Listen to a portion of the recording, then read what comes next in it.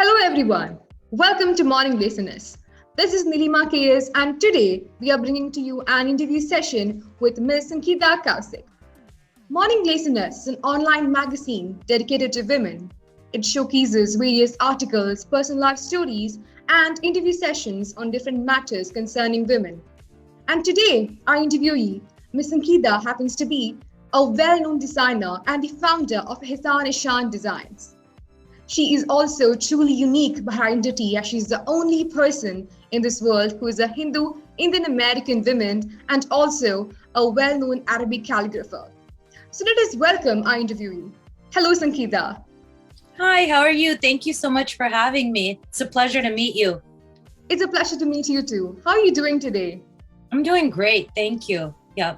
It's Christmas holiday season here in New York, so the mood is very happy and light and joyous, so everything's great.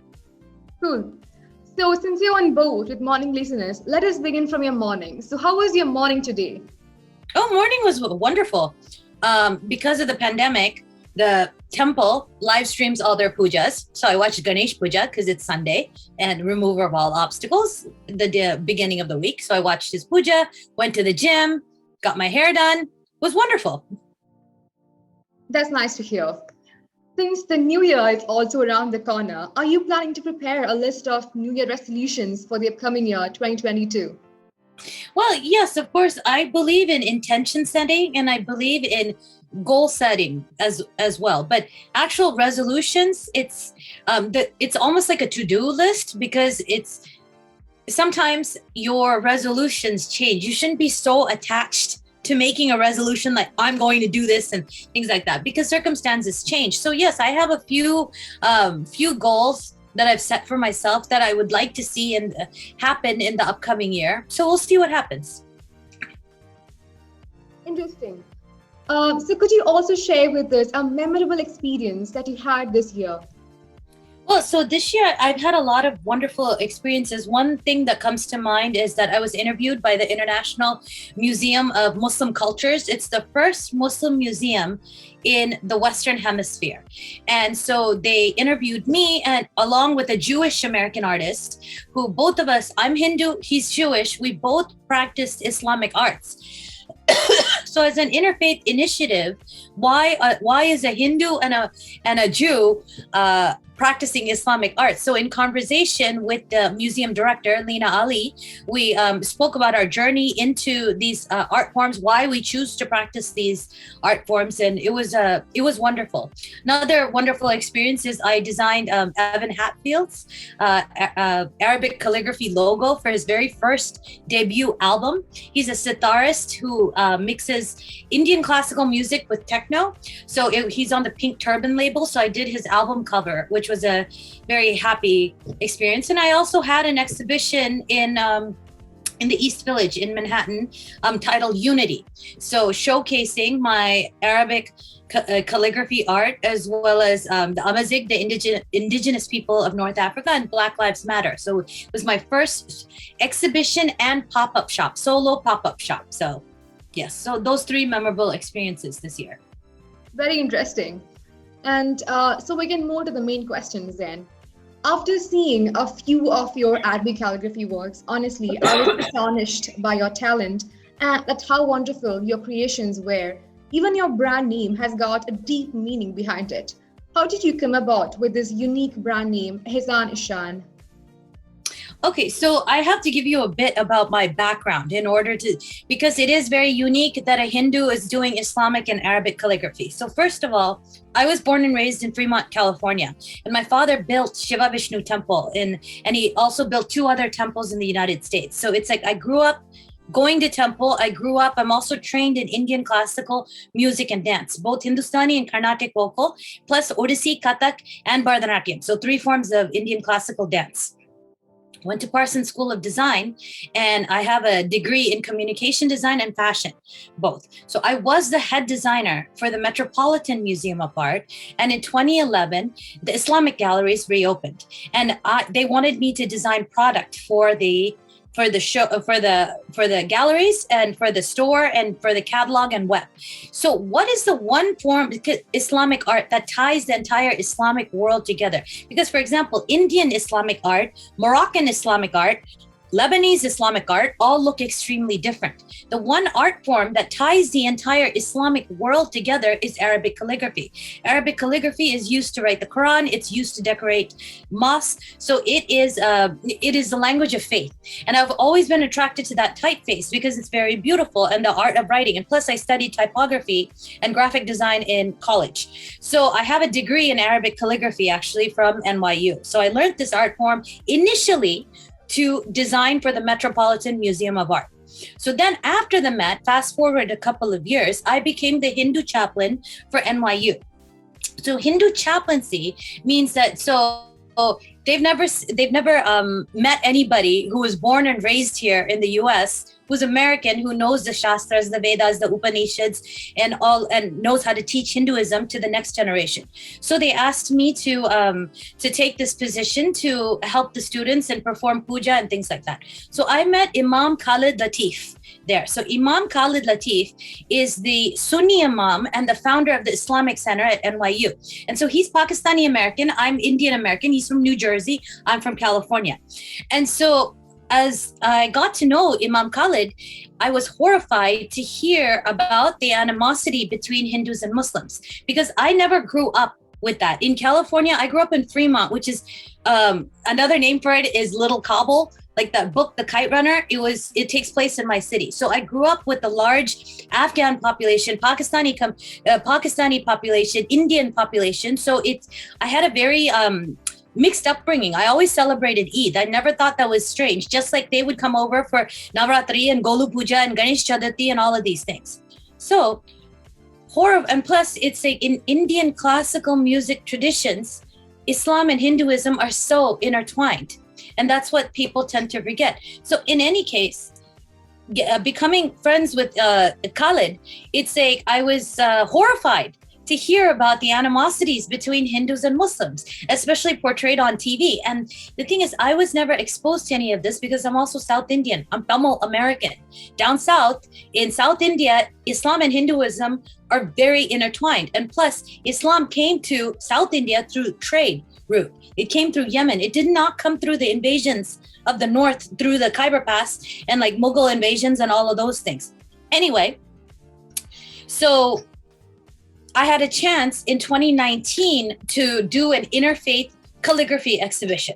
So titled Allah Swami, get it? Allah for God in Arabic, and Swami is more endearing term for God in Sanskrit. Because I decided I had to take a stance. I had to do something about this because this animosity, this hatred cannot be passed down for generations. So this exhibition celebrated the shared traditions of Hinduism and Islam.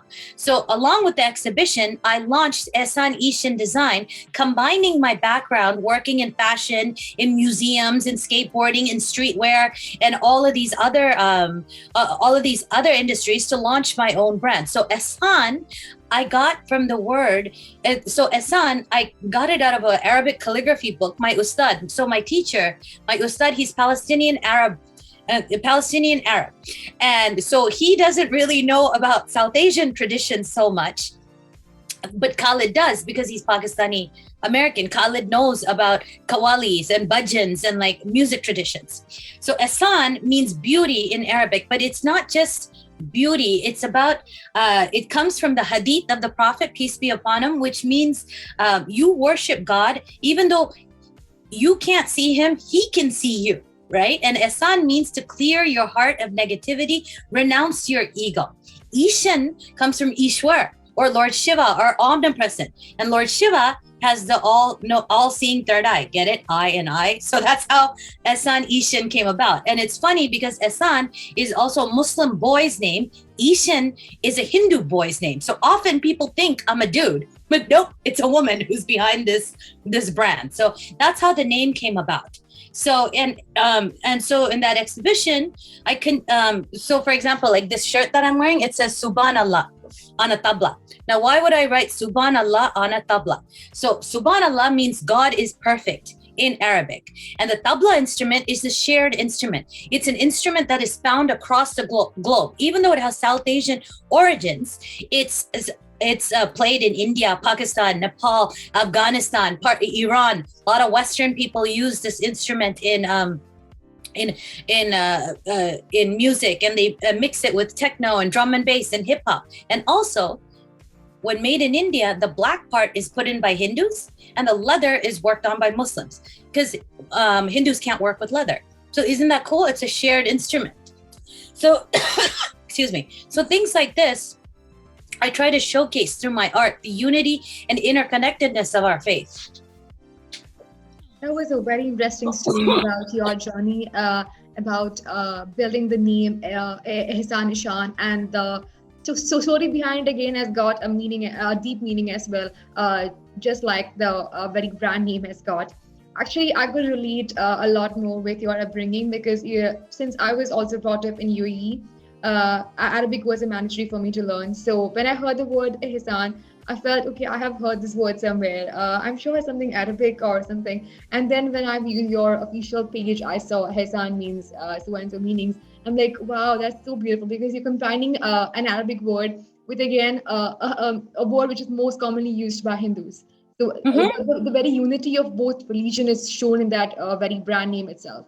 So I believe it's a great initiative you took up. Thank you. Thank you so much. Could you give us a glimpse of your beautiful entrepreneur journey? I'm sorry. Could you repeat? Could you repeat? Sure. Could you give us a glimpse of your beautiful entrepreneur journey? So entrepreneurship. So yes. So I launched this brand to go along with my exhibition because I have extensive working experience in the design, beauty, luxury, and fashion world. So so I decided to launch my brand because I wanted to create something of my own. So for example, like my very first job out of college was designing for Jennifer Lopez, J-Lo.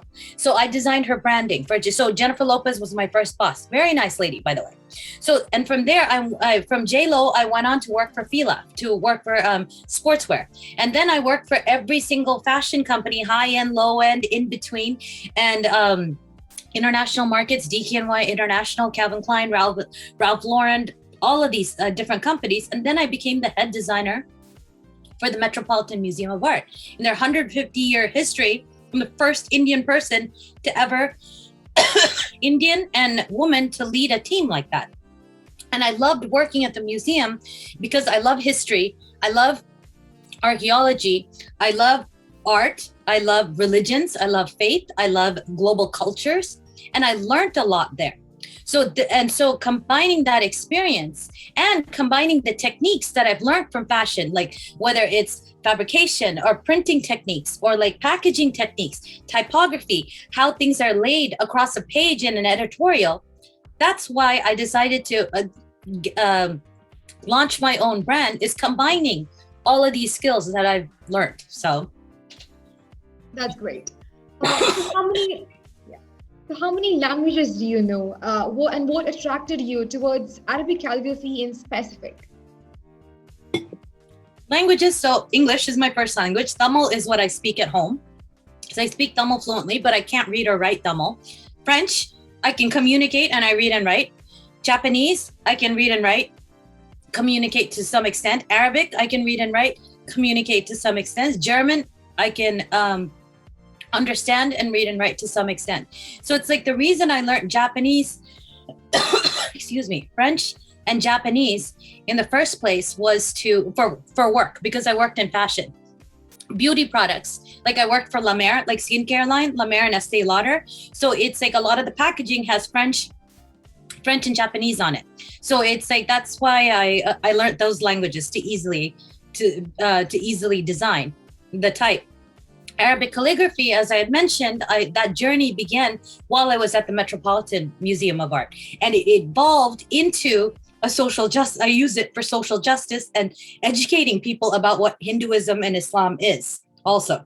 Because my brand isn't just about fashion and luxury and beauty. It's about making a difference. It's about educating people about what Hinduism and Islam is.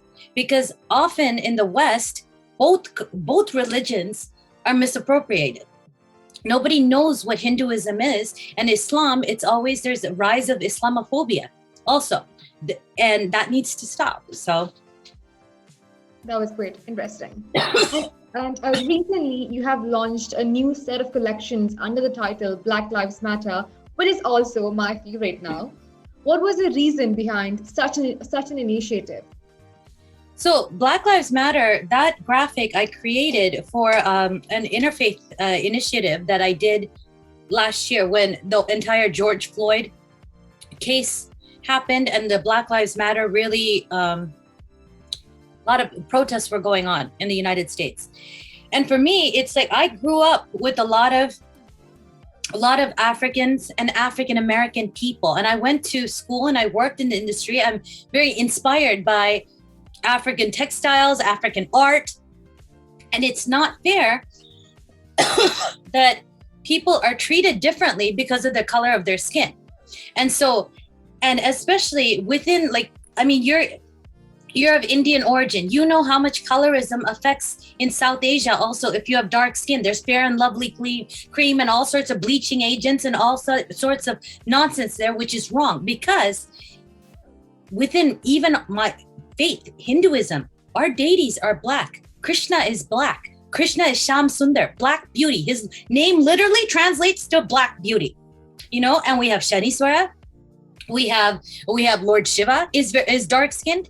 So it's something that every single faith on this planet, every single community needs to take a hard look within their communities and eradicate racism together. And unless we all stand together and stamp this brainwashing that has been going on for generations, that light skin is better than dark skin, nothing's going to change. And for that, we need to start within our own community. So that's what the significance behind that design is. Every single faith group has to have dialogues within their own selves and then come together as one world to stamp racism and eradicate this and lend a helping hand to all those who are in need. And I also included 2 Sanskrit verses in there, like Vasudeva Kudupagam, which means the entire world is one family, and Loka Samasta Sukhino Bhavantu, let the entire creation be happy, because that is exactly what Hinduism says clearly, that all is one, or Ekam Sat, all faiths lead to the same divine. So it's like we have to have tough conversations and come together to stamp out racism. That was very inspiring. And after seeing few of your products under the title or under the collection of Black Lives Matter, I had to say this: the icon is truly beautiful, and it holds a lot of meaning as well. I could see the very unique identity of this very universe, of this very existence of our universe behind that icon. So tell me your experience behind building such a unique and a beautiful emblem of unity and diversity. Like I had mentioned before, we all have to come together to eradicate racism. Racism is not a problem that's just with one community. Every single community in this world, whether it's black or white or Asian or female, male, trans, whatever it is, racism is a problem. It's something that haunts the entire world. And unless we sit down, have conversations, fix our brainwashing and our thinking that we've been fed through media and through generations of hatred passed down, nothing's going to change, Right. Excuse me. It's okay, ma'am. All your products are also eco-friendly. So how so? What made you choose such a decision? So eco-friendly because also because of Hinduism, Bhuma Devi. Bhuma Devi is the world. It's always respect the earth. So the fabrics are all fair trade fabrics. Factories are fair trade, fair labor, fair wages factories, and the fabrications are also treated with non-toxic inks. And the new collection is printed by the Latin American community, hand printed by the Latin American community. So I try to make an impact with my work, a conscious impact, a social change. Because if we don't take care of the earth, then we're kind of screwed as we go along, So it's like I try to avoid toxic inks, toxic ways of thinking, toxic ways of creating. So. Interesting, ma'am. Diversity is a great force towards creativity, they say. What are your thoughts about this statement? Yeah, diversity is extremely, extremely important. When you bring diverse people, when you bring an audience together from different walks of life, that's when you learn from each other. It's unfortunately, I will take design, for example. I'm always the odd one out in every single profession I've ever worked in. There's nobody who looks like me. Maybe one or two Indians who work in IT. Or because most Indians here in the United States tend to go into law, finance, or medicine. You'll find a lot of doctors, a lot of lawyers, a lot of finance people who are Indians, but not a lot of Indians who are designers. So when I am put into these spaces, it's my opinion is also valid because, for example, museums are representing global cultures, correct? You can't misrepresent or misappropriate a sacred symbol. Like, for example, Om. You wouldn't take Om and put it on socks. You know what I mean? Yeah. That's cultural appropriation. But somebody who's never seen an Om in their life before wouldn't know the difference, correct? They would just think it's a cool symbol. It's like a designer who's never ever been exposed to an Indian person or exposed to Hinduism, just thinks it's a cool symbol and slaps it on a pair of socks. That's not right? No. That's why you need diverse voices at a table. For example, I wrote an article about Rihanna, Savage X Fenty, which happened in February. There was a photo shoot of a lingerie-clad Savage X Fenty lingerie shoot in front of a Hindu temple. In front of a gopuram, you had a half-naked girl dressed taking pictures because they just thought that's a pretty monument. That's a pretty architectural structure. But that's not correct. That is a house of worship. Would that fly if it was in front of a church or a mosque or a synagogue? No, because they don't know what Hindu architecture looks like. And that's why it is important to have diverse voices at the table. Same thing with African culture. You need to have Black people and African people and African American people at the table to discuss their culture, especially if you're being inspired by their culture and you're creating something inspired by their culture. I, for example, do Arabic and Islamic calligraphy. Nothing goes into production unless the imam or sheikh or sheikha has seen it to make sure that I didn't do anything bad. I didn't do anything inappropriate. So. Right, ma'am. So how do you balance your work life with your family? Is family your support system? Of course, yes. Family is very important. And they are my support system. Absolutely. Yeah, they're my biggest cheerleaders. At last, could you share some tips for our young women entrepreneurs? So young women entrepreneurs, my tip is that follow your dreams and and have firm faith in your dreams and be well organized. Do your research. First and foremost, anything that you want to do, make sure you research and organize yourself before launching your venture. And also within your venture, you will have setbacks. Just be mindful that the fact that everything isn't going to be sunshine and rainbows and fairies. It's like you will have setbacks, you will have challenging days, you will have days where you feel like a failure, but You have to pull yourself up by your bootstraps and keep moving forward and know that you will succeed. If that is what you want to do, you just have to persevere and be persistent in going after your dreams. That was a very motivating message. So, on that note, we are coming to the end of this interview session. So we would like to thank our audience for watching the entire session, and lastly, Ms. Sangeetha for joining us today and for answering all our queries and sharing your experience behind creating such a beautiful designing called IhsanIshan. We really appreciate your time and patience. Thank you, ma'am. You're welcome. Thank you so much for having me. It was a pleasure.